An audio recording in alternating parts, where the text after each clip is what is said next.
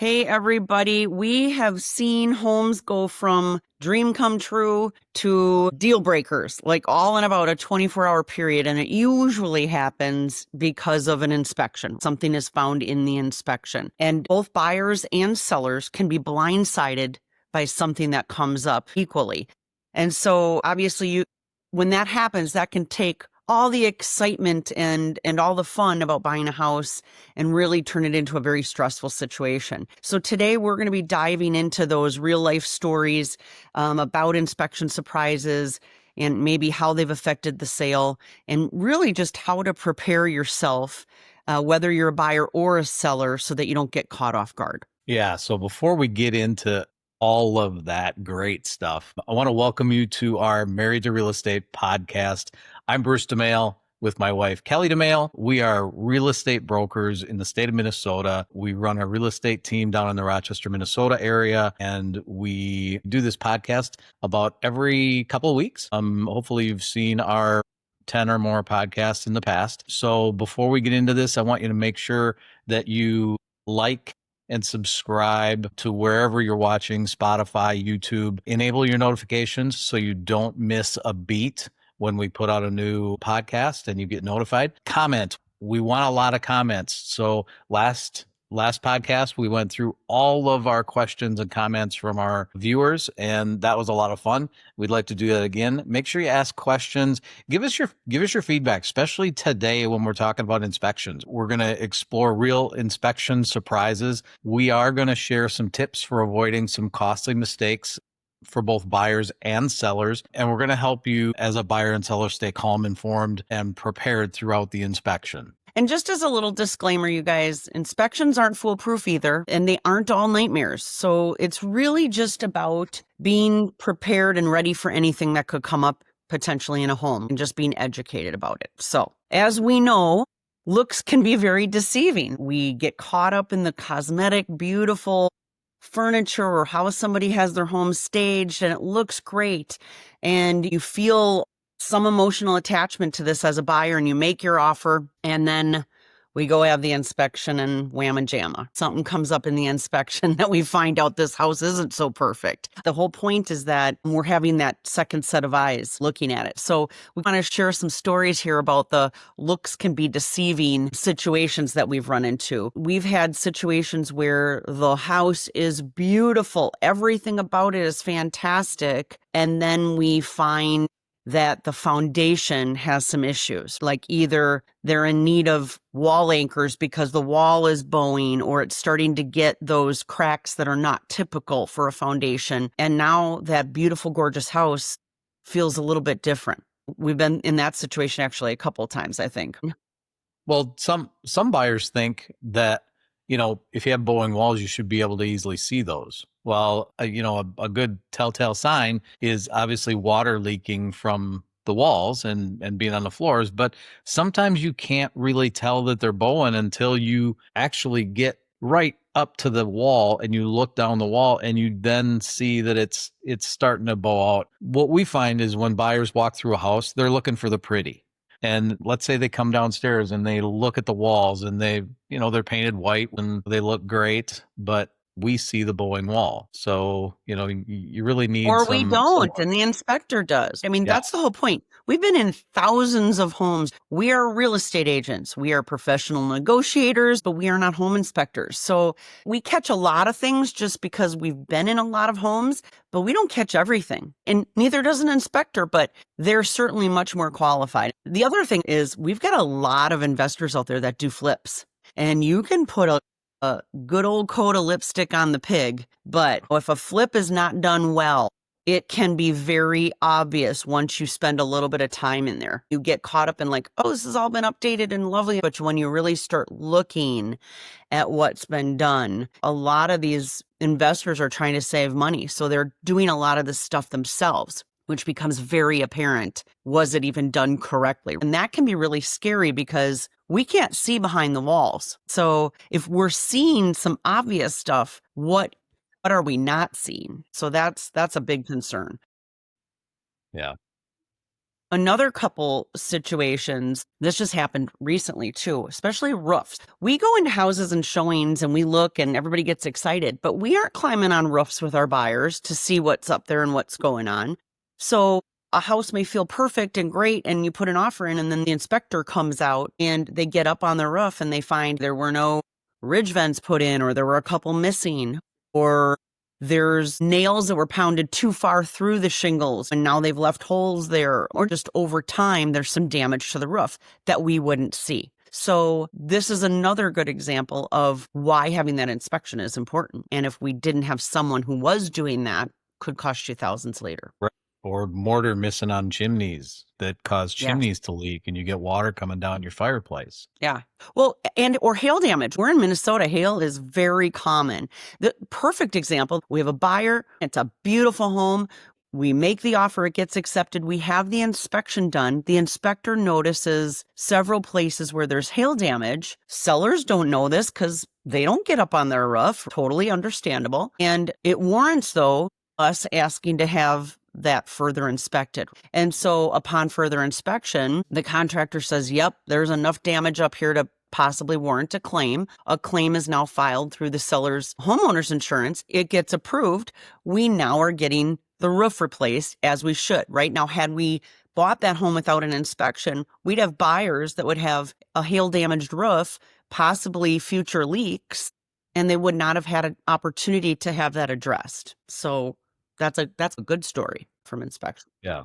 Yeah, it is. So this is another one. And this is an unfortunate story. So again, looks can be deceiving. So we have buyers that buy a house that looks great. Everything looks on the up and up. It was pre-inspected. And again, no fault of the inspector. Inspectors cannot see behind walls. They can do as much as they can, but they can't see what's covered up. So everything looks beautiful. We close. 2 months later, we get this huge 100-year rain, just horrible rain for weeks and weeks. This basement gets flooded in this house. Well, they have to have things ripped out and it's all wood paneled in the basement. So the wood paneling, the walls have to come out. And what is found is total DIY wiring that was definitely not professionally done. A seller had said they had a sump pump and it was found to be in a Home Depot bucket, not in a sump pit and not hooked up properly to discharge out properly. So that's just a few of the things that were found as they were having to repair this basement.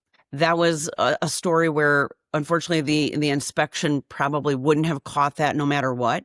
But these are the things that happen. Like over years, a house is 50 years old. How many hands have been on it? How many people have lived in it? Things have been done that you just don't know about. So nothing is ever going to be perfect. Trying to get as many sets of eyes on it as possible and people with knowledge to help you prevent some of these things. But sometimes it just happens and things just aren't preventable. You know, going along with that, there's a lot of sellers that like to do their own DIY work and they don't realize that for a lot of that, you need to get a permit. If you do any electrical work or you change any walls, you need to get it inspected. And we've run across many of them that don't. And Right. that's where the inspection comes in and can help us look for that stuff. Right. And the unfortunate reality of that situation, and I don't want to digress too much from just the fact that we're talking about inspections, is that the buyer had some recourse, went back to that seller. Seller ended up having to pay some money towards the fix of that basement because certain things weren't disclosed properly. But when you talk about sellers doing a DIY, that's fine. And majority of the time they're doing it to save money. But the problem is if you're not doing it correctly, it could cost you way more money in the long run. So just do it right. This could be a safety thing for the next family who owns it. This could be saving thousands of dollars in the long run if you just do it correctly. So there's our tip for the day. Do it right. Yeah. Hire it out Yeah. if you don't know what you're doing. So, all right. Can we talk about some quirky finds that inspectors have found? Yeah, let's talk about that. You go ahead. You start with some of yours. So the one that I remember that sticks with me is that the inspector goes into the attic and they not only found that there were animals in the attic, but these animals happened to be a family of raccoons. Now, you might expect mice, you might even expect bats, but Or raccoons? squirrels. Yeah, or squirrels. But yeah, raccoons. That's That was a new one on us. Without the inspection, you wouldn't have known. You'd have a tenant upstairs. Mm-hmm. Yep. Or have you guys ever been in your own home or someone else's home and all of a sudden you just hear like tick, tick, tick, tick, tick, tick, something running? Like, what is that, right? Like, yeah. Oh, here's another one. That's not good. Skin was removed and the whole wall was a honeycomb full of bees. A functioning honeycomb, probably about 5 feet wide and as tall. Talk about that could be a deal breaker for somebody. Yeah, icky. Just a caveat, all of this can be mitigated. It's just fines that are kind of extreme. But again, that's why you hire an inspector. Right. It could be a deal breaker, like Kelly said, but it may not be because it can be mitigated. I just sold a house last month, and one of the things we found is, and this is a DIY thing, they had put a deck on the house, but they didn't butt the deck up to the house. There was actually almost not quite a full deck board gap all the way kind of around. And what the homeowner did is they just got a 1x4 and notched it so that it could just sit right there and fit tight up against the house, but it wasn't secured down. So if you stepped on it, it would flip up and you could fall right through that gap. So the deck wasn't even attached to the house? No, it was attached to the house on one part, but then there was just this huge gap all the way around where the deck would normally butt right up to the house. I mean, these are quirky, weird things. Now a buyer either is going to have to address that or they're going to ask the seller to address it. Yeah. Speaking What else? What's speaking another of asking funky thing? this seller to address something, here's one of my pet peeves, and it has always been. Have you guys ever walked into a house and or maybe your house has this where you've got a gap between cabinets or your countertops in the wall, and instead of fixing that, or in the case of cabinets, putting a little cabinet filler piece in there, somebody just takes 18 pounds of caulk and caulks the gap that's 3/4 of an inch wide all the way up. I see that on so many bathrooms, especially in older homes, where the fix is use caulk to seal any opening, no matter how wide or deep it is. Right. That seems to be the famous DIY solution for a lot of stuff. Right. Well, and we'll get into this later too, but you guys do too much DIY stuff. Buyers are going to be concerned about the important things that should be maintained well and how well those are getting maintained when you can't do simple fixes. Yeah. And another one, this happened to us, like our personal home, we had to have some repair made. And when they pulled off the siding to do the repair, this wasn't an inspection, but we wouldn't have found this in an inspection. But when they pulled off the siding to fix where a window was installed, a window should have, I don't even know the proper amount that's required, but let's just say the window should have 20 nails or screws going in to hold it in there. Ours probably had 5 holding it in there. And there was a hole between the drywall and the siding. You could reach your hand all the way through. So it was a tear through the Tyvek. That there was no insulation. There was nothing around that window, but we never knew it. We were living in that house and didn't know that. And as a caveat to that, or a little backstory to our situation, ours was a new construction home. So we didn't have an inspection on it. We didn't think we needed one. And the reason we had this window inspected was because when it rained, we saw water come in the window and we obviously knew there was an issue. So back to Kelly's story, when they pulled it off, that we found the issues. Yep. Amazing. And then one other story we had was there was no heat source in the bathroom. We found this in an inspection. No heat source in the bathroom, but they had a hot water heat vent that went around the tub or by the tub. Yeah, it was a hot water pipe that was behind the tub in the wall. Well, they took the guard and everything off and they installed the tub, and it was a cast iron tub. And they thought that the hot water heat flowing through and behind the cast iron tub would heat the tub up, and that would be the heat source for the bathroom. Well, anyway, those are just some of the things that we've found over the years. We probably have 1,000 others, but there are some things that could really be major enough where the deal could actually fall apart. A lot of these things can be mitigated, but Some of them are pretty serious where you really need to address it or do something major to save the deal. We did have a situation where an investor purchased a home that was foreclosed upon, and they bought it and they were going to go in and fix it. Right? So they're doing their work, and what they didn't notice, because they didn't have an inspection, they just bought it and got a good deal on it as an investor, went in and realized the entire basement, and it was very hard to see, but every surface in that basement was covered with the little hair-like fuzzy mold. And I mean, when I say you can't see it, it sounds kind of silly, but you really couldn't unless you were right up looking at that wall on the side. You couldn't see that little hair-like film. And we And actually saw it. we We did. actually saw it, and it was not black mold fuzz. It was, and Mm-mm. this is going to sound weird. It was like white mold fuzz, or the same color as the paint, and you couldn't see it. If I was a buyer and I walked in to a house and I just looked around, I'm looking for the pretty. I'm not walking up to the walls this close and looking for hair on that.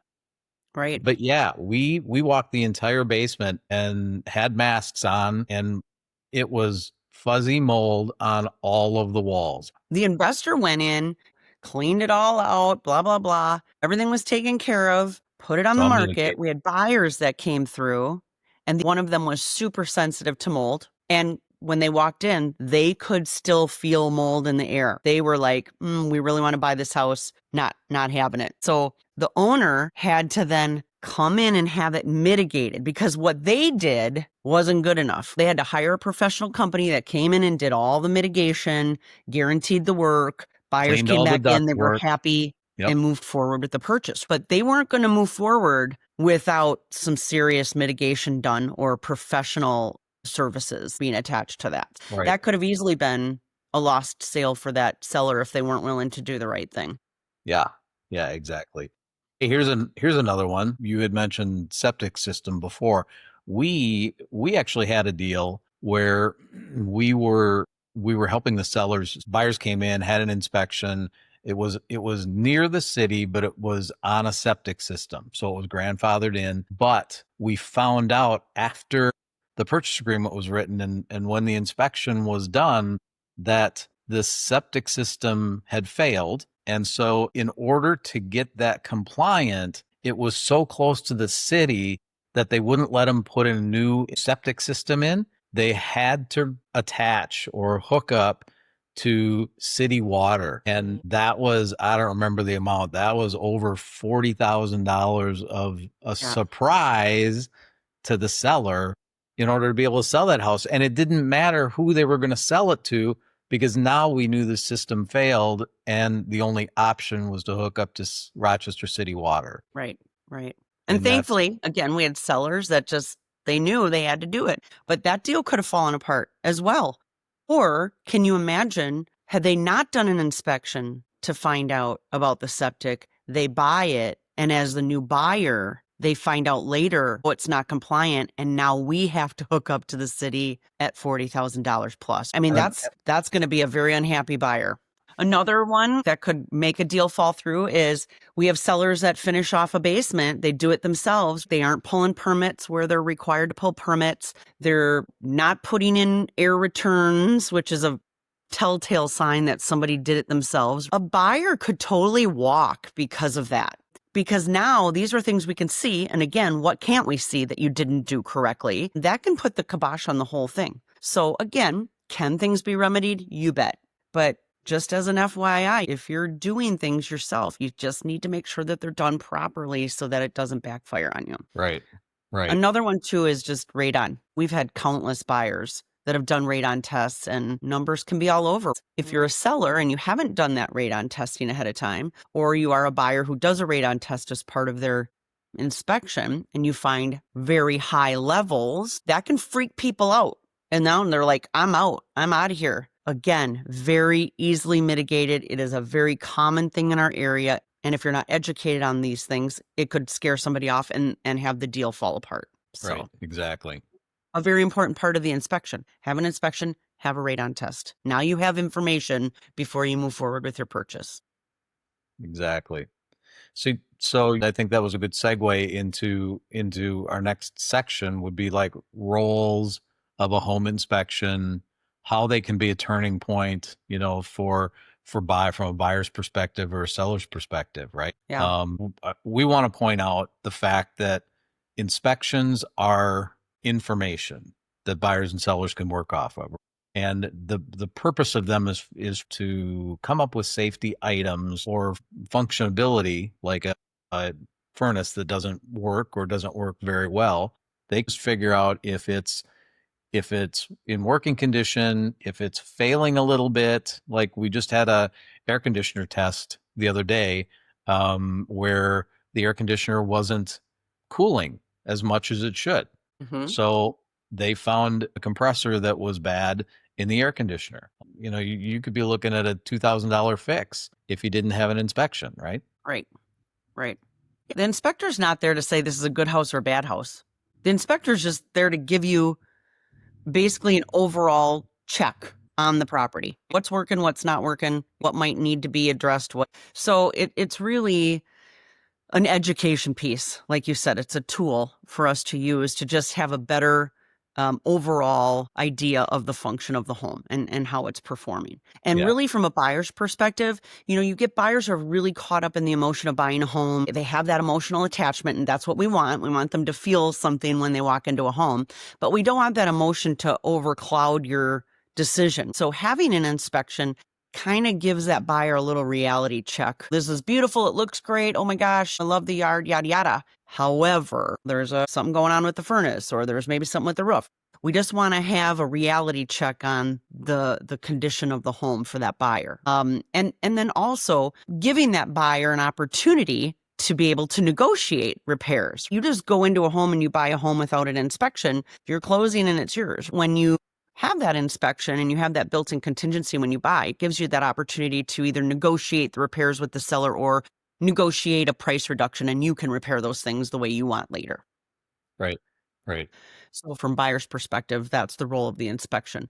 From a seller perspective, definitely having your home pre-inspected before it hits the market gives you the opportunity to find any surprises. Nobody likes those hidden surprises. So allows you to address maybe any issue that comes up before it hits the market and before a buyer would find it and potentially walk. So that's a good thing. And what I also think it does is it provides full transparency. If I'm a seller, what a better way to provide transparency to all potential buyers. I complete my seller's disclosures the best that I can. And then I also have this pre-inspection report that is basically just laying it out on the line. Here you go. This is what they found. Here's what I did about some of the repairs or the things that were wrong. But it's just full transparency. So an inspection can really be a good tool for everybody. Right. So from a buyer's perspective, how do we help prep them for an inspection?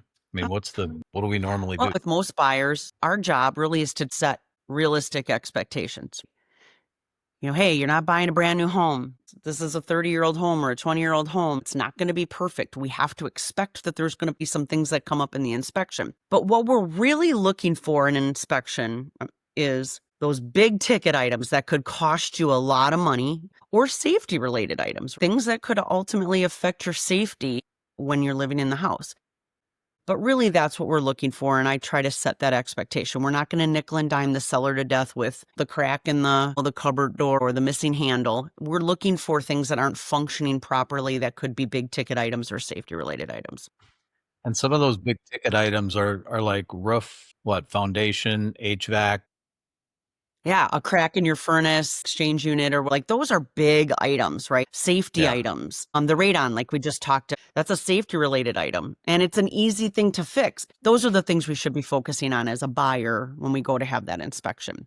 The other thing I would always try to prepare buyers for is to really, avoid that meltdown when you see that report. You don't want to get hung up on, again, the cosmetic stuff, the small things. We want to learn, things we have to do for general maintenance of a house and what are the major concerns. We need to make a clear-cut division on those things.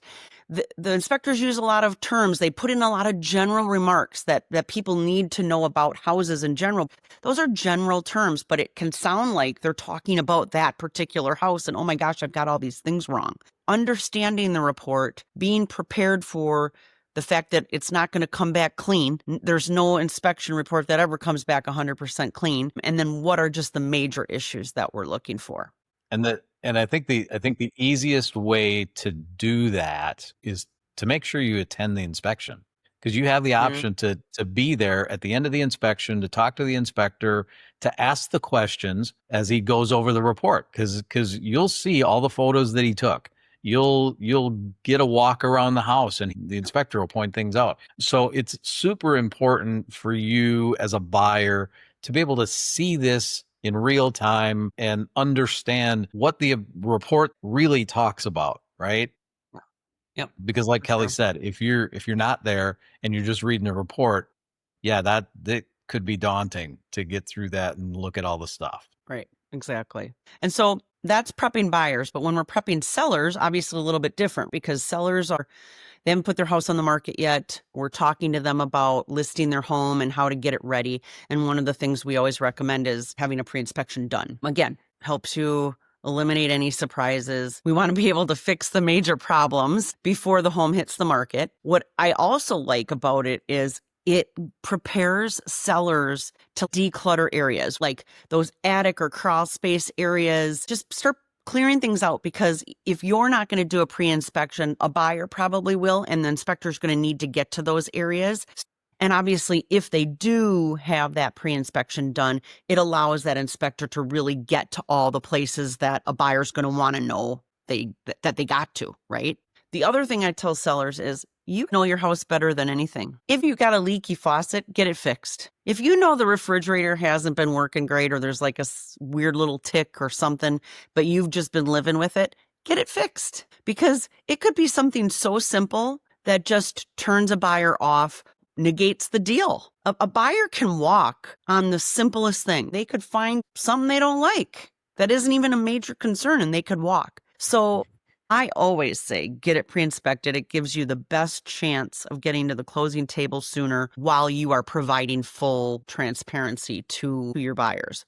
And if something does come up on the report, fix it. Have it fixed. Document your fix. Provide all the, invoices or the documentation that you need to. Give the buyer the big picture of everything, and I promise you the outcomes will be so much better when you do that. They're not going to be perfect, but you're going to have way better success rate. Right.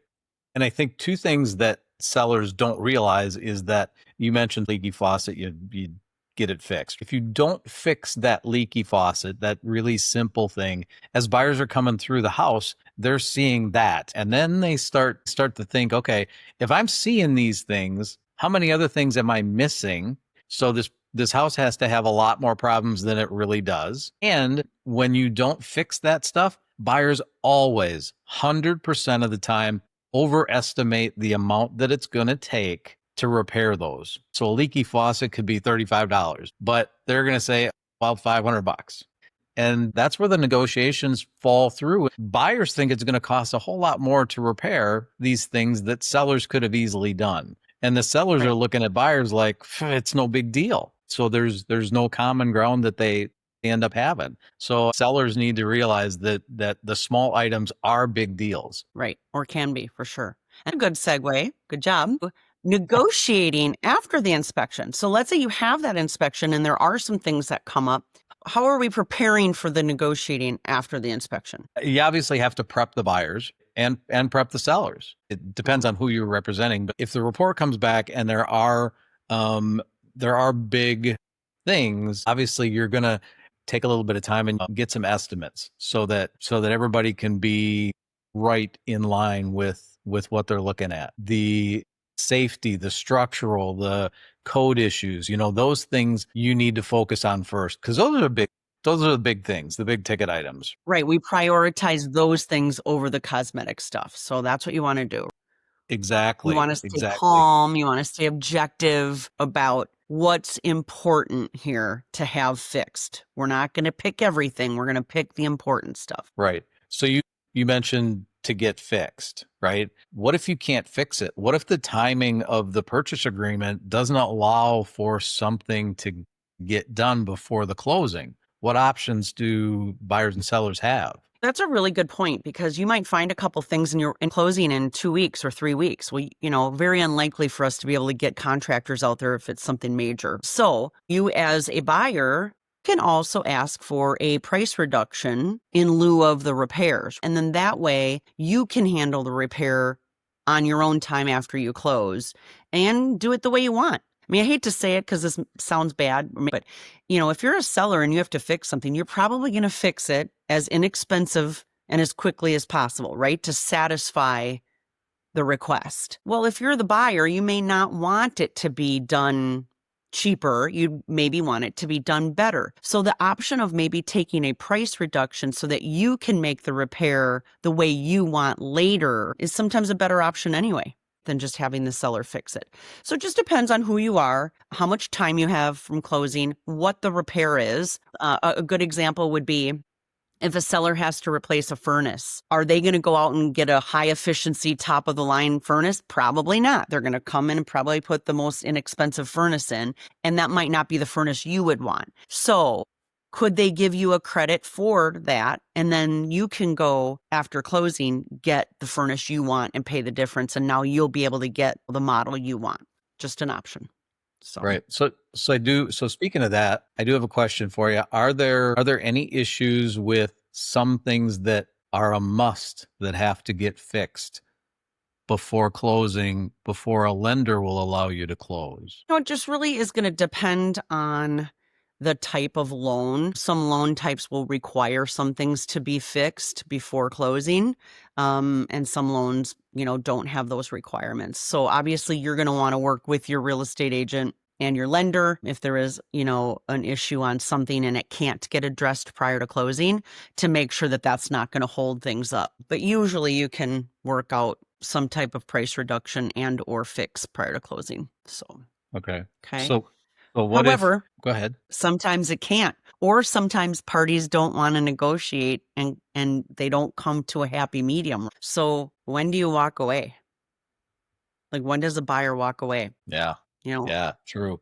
One of those things is, does the cost outweigh the benefit, or is your safety so compromised? Is it to a point where you just can't go forward because you can't do it on your own financially, or you're maybe freaked out safety wise to a point where you don't want to be in that home? That might be a time to walk away. That isn't the right house. Yeah. Or even if a seller doesn't want to do anything, if they're not willing to do any fixes. And there's many reasons for that. It could be that the seller needs as much money out of the house as they can get. But, that could be a reason to walk away, especially if they don't do anything, right? They have all these small things and then they have some large things, and the buyer's looking at it going, I just want to be able to move in and live comfortably and not have to do anything to the house or not have to do anything major. Right. That's a good point. You have to know what feels right for you. And yes, there's going to be times when you need to walk away.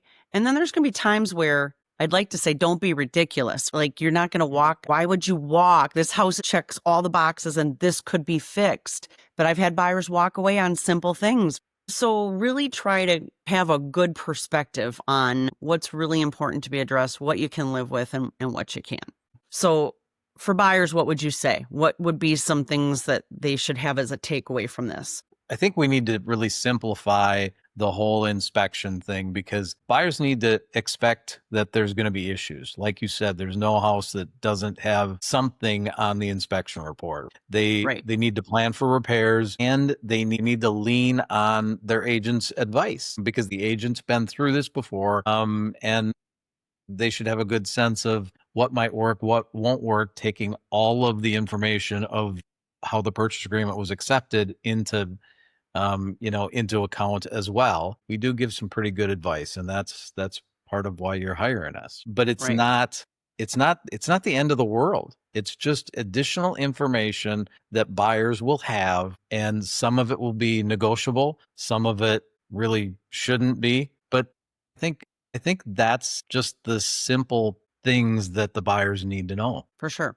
And for sellers, I would say your takeaway needs to be being proactive, doing that inspection report and being proactive on those repairs, and or just proactive on the maintenance of your house, right? Do the things that you need to be doing on an annual basis to keep up that maintenance so that when you're ready to sell, your house is in good condition, right?